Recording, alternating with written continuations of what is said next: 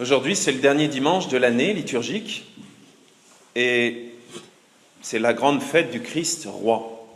Alors vous inquiétez pas, on ne va pas faire un coup d'État et on ne va pas instaurer un nouveau régime monarchique, mais ce régime-là est beaucoup plus important puisqu'au lieu de régner simplement sur quelques électeurs ou quelques citoyens, Jésus vient régner sur le monde entier et jusqu'au cœur de chaque être humain.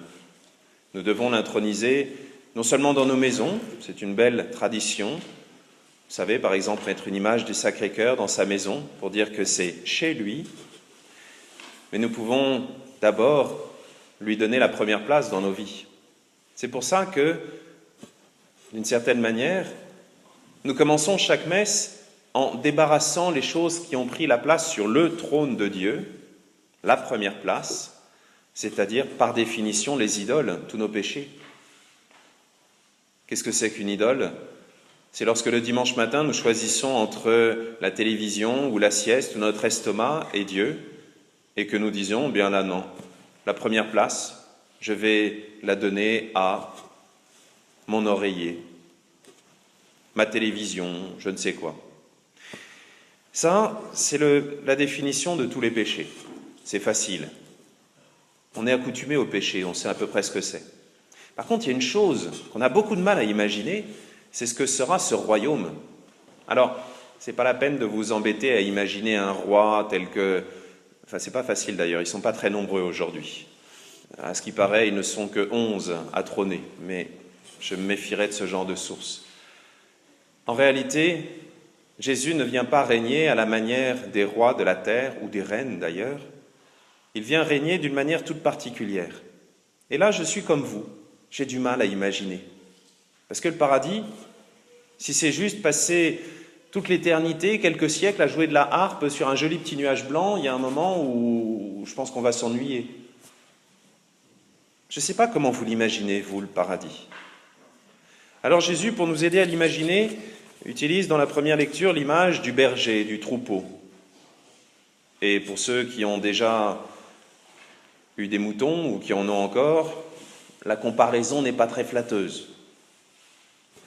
Vous vous souvenez des moutons de Panurge ? On a balancé un par-dessus bord, et non seulement les moutons suivent, mais les marins aussi d'ailleurs. Eh oui, les marins de Panurge sont aussi bêtes que les moutons de Panurge. Et puis après ça, pour nous expliquer ce que c'est que le paradis, l'Évangile, donc Jésus lui-même, nous parle de ce jugement dernier avec les brebis d'un côté, les boucs de l'autre. Et là, je ne sais pas pour vous, mais moi, la perspective du jugement, ça ne me fait pas plaisir. Surtout que je me reconnais dans chacune des catégories qui sont là. Oui, c'est vrai, quelquefois, j'ai pu donner à boire à celui qui avait soif, à manger à celui qui avait faim. Mais il y a d'autres moments où je l'ai ignoré. Et Jésus ne nous dit pas, si plus de la moitié du temps tu as fait ceci. Non, il n'est pas en train de peser. Vous savez, quelquefois, on a cette image d'une espèce de balance avec... Mais ça, c'est la justice des hommes. D'ailleurs, souvent, vous regarderez, la justice est représentée avec un bandeau sur les yeux. Elle est aveugle. Elle ne regarde pas l'homme. Elle regarde juste les faits. Lui, Dieu, a établi une autre balance. Cette balance, nous l'avons au milieu de chacune de nos églises. Nous l'avons, j'espère, au-dessus de la porte de notre maison, au-dessus de notre lit. Et cette balance, c'est celle de la croix. Oui, il a planté la croix pour que... Vous savez qu'une croix, c'est quelque chose de fixe, ça ne risque pas de pencher d'un côté ou de l'autre. Pour nous montrer que l'amour de Dieu, jusqu'à mourir pour nous, ne changera jamais. Alors attention, ça ne veut pas dire qu'on a le droit de faire toutes les bêtises du monde et que ça penchera jamais. Non. Ça veut dire que l'amour de Dieu, lui, ne changera jamais. Mais nous, à notre tour, nous devrons lui répondre. Un jour, mon neveu m'a appelé, enfin c'était son papa qui m'a appelé et qui m'a dit « c'est de ta faute, je te le passe ». Qu'est-ce que j'ai fait encore comme bêtise ? Et là, mon neveu, qui devait avoir 6 ans à l'époque, m'a demandé « pourquoi est-ce que Dieu a inventé l'enfer ?» Je vous rappelle, si vous avez bien écouté l'Évangile, que l'enfer, Dieu l'a préparé pour le diable, pas pour nous. Mais nous pourrions y aller. Et c'est vrai que dans la tête d'un enfant de 6 ans, imaginer que Dieu puisse, au moment où il prépare le monde, où il prépare la terre avec cette petite couche d'atmosphère, juste ce qu'il faut, avec la bonne température pour qu'on puisse y vivre, avec ce soleil qui brille dans les vitraux de temps en temps, On a du mal à imaginer qu'en même temps, il est prévu une salle de torture un petit peu plus loin, où on risque de passer l'éternité avec... Et pour expliquer ça, mon frère était en train de construire sa maison, pièce après pièce.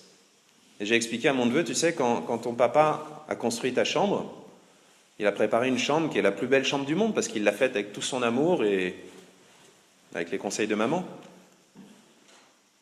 Et pourtant, si un jour tu vas dans ta chambre et que tu claques la porte en disant « je veux plus jamais vous parler, je veux plus jamais vous aimer », cette chambre, ça devient l'endroit le plus triste du monde. Dieu n'a pas préparé l'enfer comme une salle de torture. Il a préparé le monde entier. Mais notre cœur est capable à la fois de lui dire « Oui, Seigneur, je veux bien t'aimer » ou de lui dire « Non, Seigneur, je te ferme la porte ». L'enfer se trouve déjà là dans notre cœur. Il se trouve déjà à la porte. Et ça, c'est pire que toutes les salles de torture. Et si jamais on a le malheur de tomber là-dedans, on regrettera que l'enfer, ça ne soit pas juste une histoire de grillade et de broche et de barbecue. Alors, je reviens toujours au même problème. Le malheur, c'est facile à définir, mais le bonheur éternel. Heureusement, nous avons Saint Paul pour nous expliquer comment Dieu pourra nous dire « Venez à moi, venez les bénis de mon Père, recevez en héritage le royaume préparé pour vous. » Ce royaume, Saint Paul nous dit que c'est l'endroit où tout sera entre les mains de Dieu, le Fils, et que le Fils remettra tout entre les mains de son Père. C'est beau. Et pour bien nous expliquer, il nous dit « Alors Dieu sera tout en tous ». Si vous vous souvenez du saint pape Jean-Paul II, c'était quasiment sa devise, « Tout à toi ».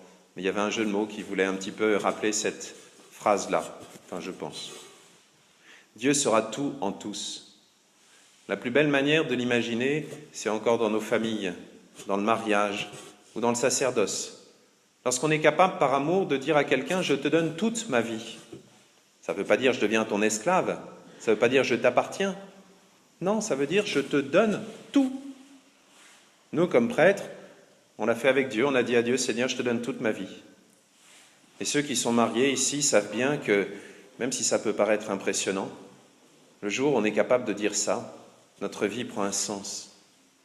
Pas simplement parce que l'autre aussi nous dit « je te donne toute ma vie », mais parce que dans cet échange, dans ce don total et gratuit, nous sommes comme remplis de Dieu, et Dieu est comme plongé en nous, et nous sommes plongés en lui dans un échange d'amour qui est très difficile à expliquer, mais heureusement on aura l'éternité pour le vivre.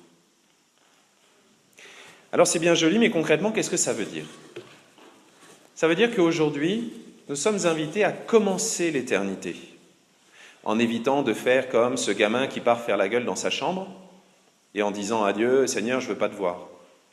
En évitant, lorsque nous avons à choisir entre la facilité, la pente presque naturelle, et choisir d'aimer, choisir Dieu, choisir, on sait bien comment choisir. Ce jour-là, demander l'aide de Dieu. Concrètement, ça veut dire quoi? Ça veut dire que dans chaque petit geste de notre vie, même un verre d'eau donné à quelqu'un qui a soif, même un sourire à un enfant, nous sommes capables de rendre Dieu présent. Vous savez, quelquefois, les prêtres, on a l'impression que c'est des privilégiés parce que c'est les seuls à pouvoir prendre un morceau de pain et de dire les paroles et que Jésus est là, présent. Mais si vous avez entendu cet évangile, vous savez qu'à chaque fois que nous rendons service à quelqu'un, Jésus est là, présent. Alors, ce n'est pas la peine de le mettre dans un tabernacle, parce que ça ne dure pas quand même plus longtemps. Mais Dieu est là, présent, totalement. Alors qu'il nous aide à faire un peu comme les scouts, à trouver des bonnes occasions, des occasions pour des bonnes actions chaque jour. Pas simplement parce qu'on a promis un soir au coin du feu, mais parce que nous savons que là, se cache l'éternité. Que Dieu nous aide, qu'il nous aide à découvrir à quel point il est présent, à quel point il nous aime et à quel point avec son aide nous sommes capables d'aimer. Amen.